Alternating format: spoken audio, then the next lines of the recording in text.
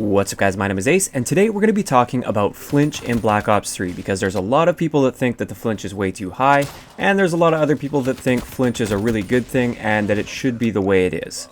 So today I'm going to be discussing my thoughts on this topic. Let's get into it.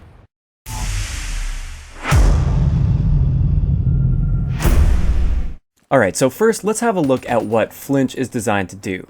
Essentially, the purpose of Flinch is to give the person that shoots first an advantage, or when you're dealing damage to somebody, you get the advantage against them.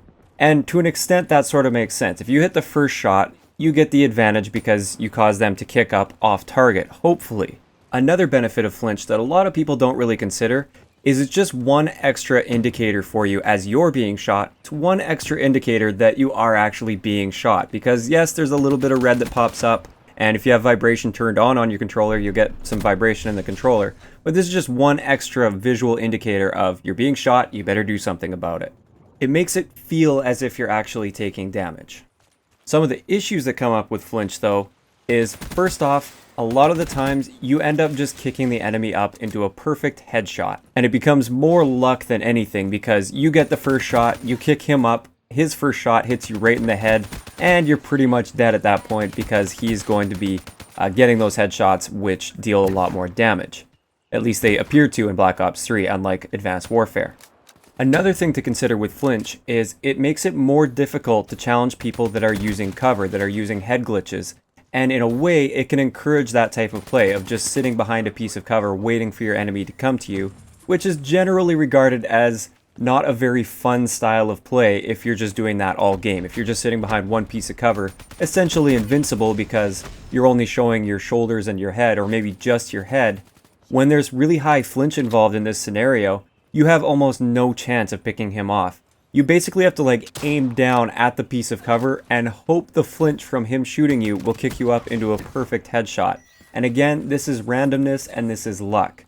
When you have lower flinch, it allows you to actually take advantage of good accuracy to try and actually pick his head off of that head glitch as he's still shooting back at you, which is going to be happening.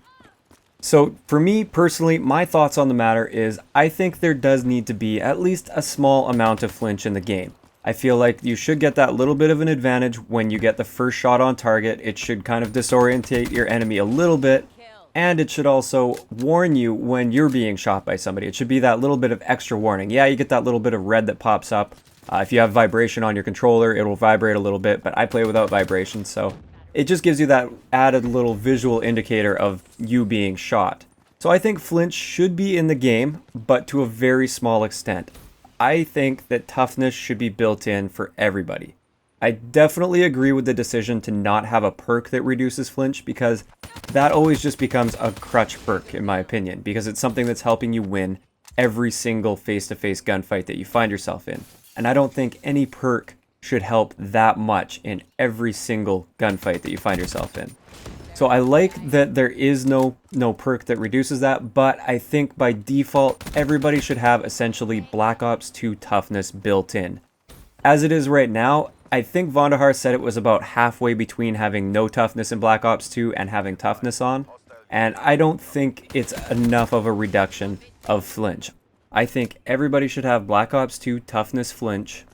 It'll make the game more reliant on skill and accuracy and less reliant on those lucky headshots. It'll also make it so you don't have to aim at somebody's stomach to be able to hit them in the upper chest realistically in a gunfight. I remember in Black Ops 1, actually, in the combat record, you could see where you generally were hitting enemies. There was like a heat map.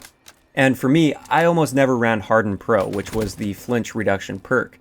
And I found it really strange that I had adapted to shooting people right in the lower stomach region. That was where almost all of my shots were, and that was the smartest place to aim. And in my opinion, that shouldn't be the case. It should be upper chest, somewhere around there. Sure, if you flinch from the upper chest to a head, that's okay. You're still aiming sort of in that upper chest area. You're not aiming super low, hoping to be kicked up into an advantageous situation. Instead, you're actually using your accuracy to do that. A couple other little things that I wanted to note with flinch. When the flinch is high, in my opinion, I feel that makes burst weapons more effective as well. And the M8A7 is extremely effective in this game. Even after that little nerf, it's still a very effective gun. And I think the reason for this is due to the fact that when your gun basically deals all its damage at once, like the M8A7, it deals it in a very short period of time. You have a much better chance of hitting all of your shots on target and not being flinched up off target compared to a full auto gun that deals its damage over a little bit more time. So at any point during that time where you're trying to deal that full auto damage, if you get kicked up off target, you're basically screwed.